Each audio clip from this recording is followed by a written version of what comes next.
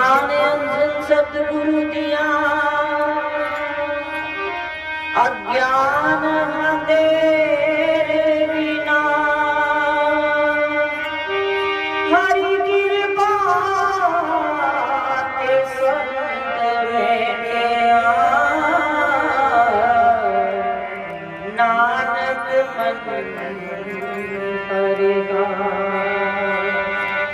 हरि कृपा ते संत बैठिया, नानक मन परेगा। बोलो सच्चिदानंद भगवान की जय। परम आराध्य देव घट घटवासी प्राणधन श्री नंगली निवासी भगवान जी के पावन पवित्र चरणों में कोटि कोटि वंदन। पूज्य श्री स्वामी जी महाराज जी के चरणों में कोटि कोटि वंदन। दूर दूर से आए हुए अपनी भावनाओं को लेकर के प्रभु प्रेमियों, जैसा कि सबको विदित है, आज हम सब परम पूज्य श्री स्वामी जी महाराज जी के पावन निर्वाण दिवस के उपलक्ष्य पर एकत्रित हुए हैं। तो बहुत समय से हम सब ने सत्संग का श्रवण किया है।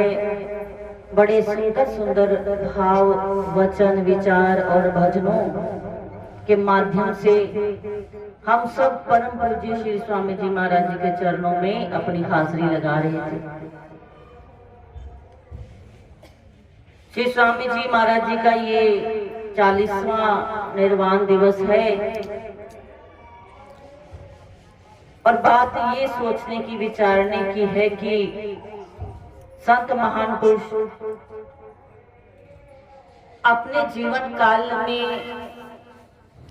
जो कुछ समझा जाते हैं, जो कुछ वो कर जाते हैं, हम उस पर कितना अमल कर रहे हैं। जिन्होंने उनका साकार रूप में दर्शन किया होगा, आप में से कुछ ही जीव होंगे जिन्होंने उनके साकार रूप के दर्शन किए होंगे। तो उनका जीवन, श्री स्वामी जी महाराज जी का जो फकीरी जीवन, जैसे हम भी अपने बड़ों से सुनते आए कि श्री स्वामी जी महाराज जी सदैव भजन सिमरन में ही बैठे रहते। दिन को देखो तो भजन पर बैठे हैं, रात को देखो तो भजन पर बैठे हैं। और कुछ ऐसे भक्त हैं, गुरु भक्त, जो कहते हैं कि आज तक उन्होंने अपने जीवन में स्वामी जी महाराज जी को कभी पलंग पर लेटे हुए नहीं देखा, कभी भी उन्हें आराम की मुद्रा में नहीं देखा।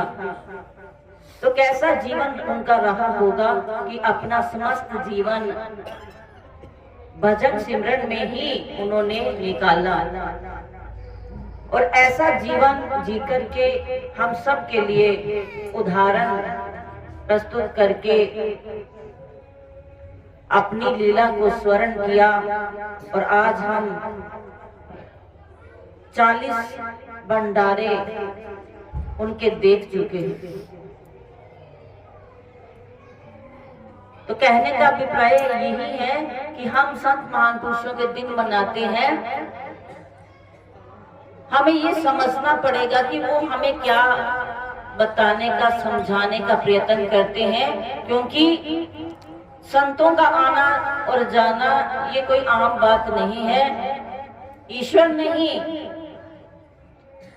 संत रूप अवतार इस धरा पर भेजे होते हैं कि जाकर के भोली भटकी रूहें जो इस संसार की तपन में तप रही है, उनको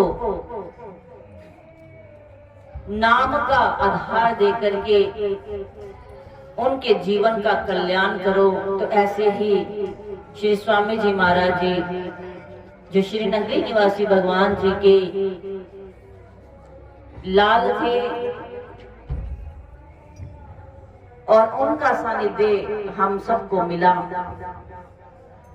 जिनको साकार रूप में मिला उनको तो बहुत ही एक आनंद भी होगा, एक गर्व भी होगा कि हमने श्री स्वामी जी महाराज जी के दर्शन किए हैं। और बाकी जिन्होंने निराकार रूप में दर्शन किया है, तो निराकार में क्या ताकत होती है?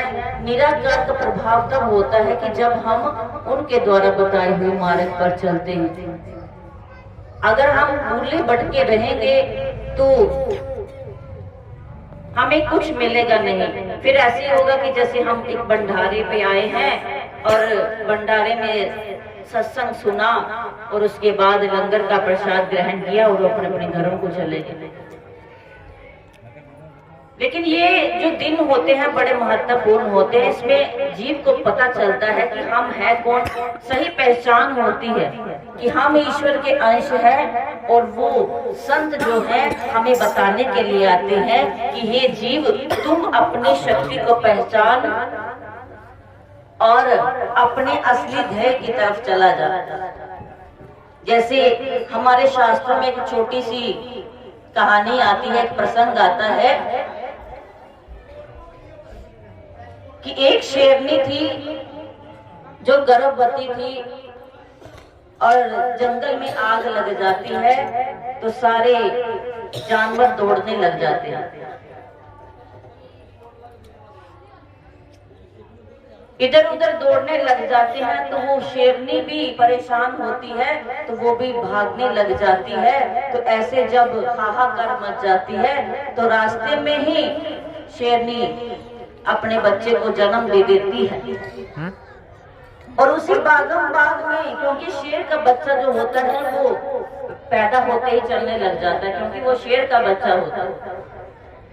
तो जैसे ही जन्म दिया और वो जो शेर का बच्चा था वो चलने लग गया और उसी भीड़ भाड़ में वो कहीं खो गया, शेरनी से छूट गया अपनी माँ से और कहाँ चला गया? भेड़ों के झुंड में, क्योंकि दौड़ लग रही थी और वो बच्चा भी शेर का भेड़ों के झुंड में आगे चल गया। तो क्या हुआ? फिर वो भेड़ों के परिवार में ही रहने लग गया, क्योंकि उसने शुरू से ही भेड़ों को देखा। तो उन्हीं की तरह खाना, उन्हीं की तरह रहना, उन्हीं की तरह जैसे वो घास खाते हैं वो शेर का बच्चा भी घास खाने लगा। जैसे भेड़े मैमै करती है वो भी मैमै करने लग गया। ध्यान से सुनना, ये हमारी ही बात हो रही है। और वो भी भेड़ों में रहकर के मैमै करना सीख गया। और फिर भेड़े आपस में क्या बात करती हैं, एक दूसरे को समझाती हैं। वो शेर का बच्चा भी समझता है कि जहां भी शेर दिख जाए वहां से बस भाग लेना, क्योंकि शेर खा जाएगा। तो वो भी डरने लगा। तो एक बार ऐसे ही हुआ कि सच में शेर आ गया और शेर जैसे ही आया उसने दहाड़ लगाई।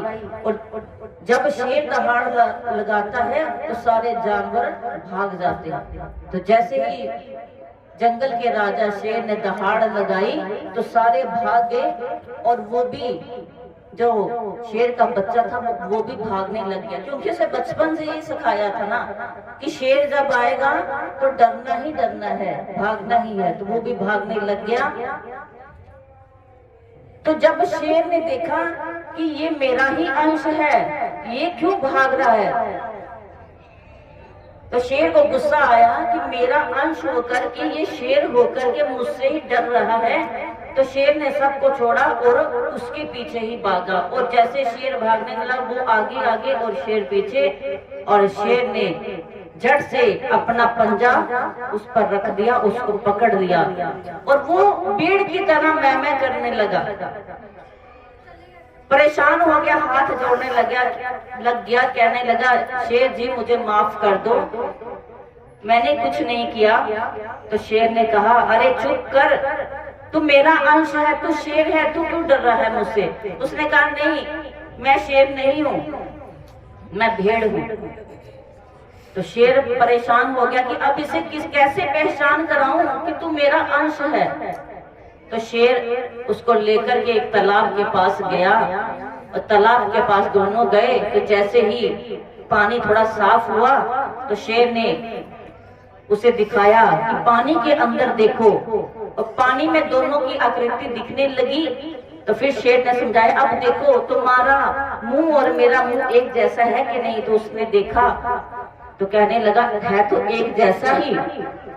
तो फिर उसने धक्का मारा कि तू क्यों डर रहा है, तू मेरा अंश है, तू शेर है, तू मैं क्यों कर रहा है। अब जोर से दहाड़ लगा। तो शेर दहाड़ लगाता है तो कहता है मेरे पीछे पीछे वैसे ही दहाड़ लगा।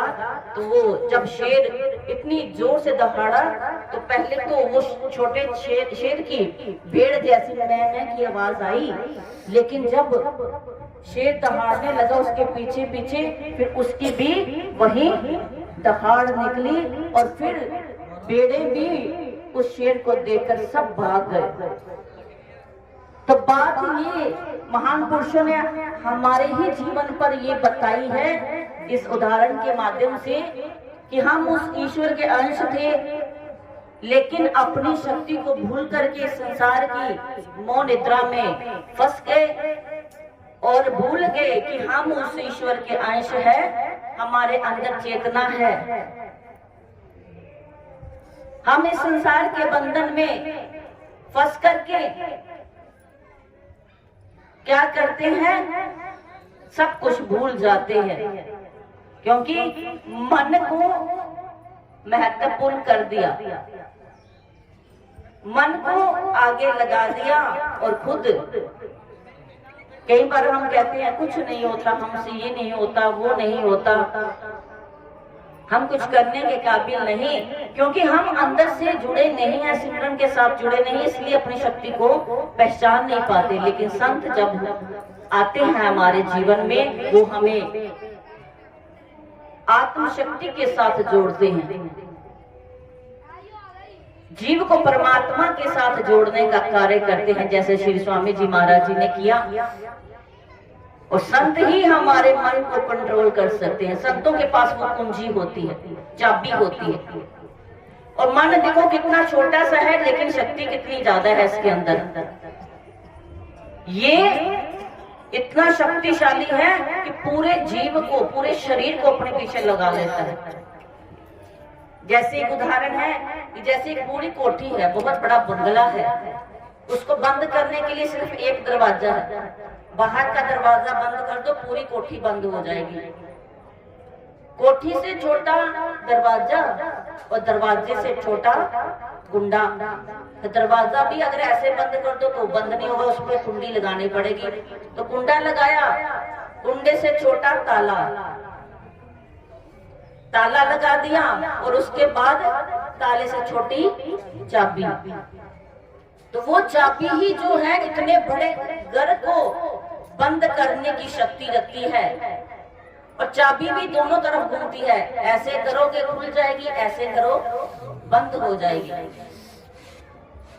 ऐसे ही जो नाम रूपी कुंजी है, जो हमारा मन है, उसको भी क्या है, एक साइड पे करोगे तो दुनिया की तरफ लग जाएगा, दिमाग दूसरी तरफ करोगे तो परमात्मा की तरफ लग जाएगा।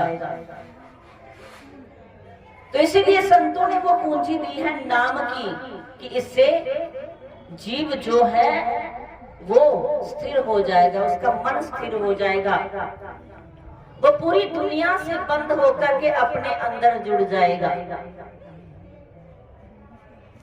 उसका रास्ता परमात्मा की तरफ खुलेगा। हाथी भी क्या करता है, हाथी को अच्छी तरह नहला धुला लो, फिर दुलत्ती मारता है, फिर मिट्टी में खेलता, अपने ऊपर सारी गंदगी डाल लेता है। लेकिन जो समझदार उसके महावत होते हैं ना, जो उसको संभालते हैं, वो क्या करते हैं, उसको नहला धुला करके फिर खूंटे के साथ बांध देते, फिर हाथी कुछ नहीं कर सकता। तो ऐसे ही हम सब जीव बिना गुरु के ऐसे ही हैं कि खुद ज्ञानी बनने का भी प्रयत्न करें, लेकिन कर नहीं सकते। विषय विकार तो वैसे ही पड़े हुए हैं हमारे अंदर। तो जब तक गुरु के नाम के खूंटे के साथ नहीं बंधेंगे तब तक हमारा कल्याण होने वाला नहीं है, तब तक जीव सिमरन के साथ जुड़ने वाला नहीं है। तो ऐसे संत महान पुरुष जो आए इस धरा पर, उन्होंने सेवा सिमरन सत्संग के बारे में हमें समझाया। इतने महान पुरुषों के आपने 40 साल में लगातार दर्शन किए हैं, तो आप उन संतों के वचनों को, एक भी वचन को धारण कर लें तो देखना कैसे हमारा कल्याण का रास्ता खुला है। उनकी चाबी ले लो नाम की और परमात्मा की तरफ, उस ईश्वर की तरफ चल पड़ो तो हमारा कल्याण ही कल्याण है। और अधिक ना कहते हुए एक छोटा सा भाव है। आप सब गुरु चरणों में आए हैं तो गुरु महाराज जी आपको सिमरन की दात दे, सत्संग की दात दे, सेवा की दात दे। आप ऐसे ही सेवा सिमरन सत्संग से जुड़े रहो, अपने जीवन को नियम की तरफ ले चलो कि हमने अपने जीवन में क्या करना है, नियम के साथ चलना है। तो एक छोटा सा भाव।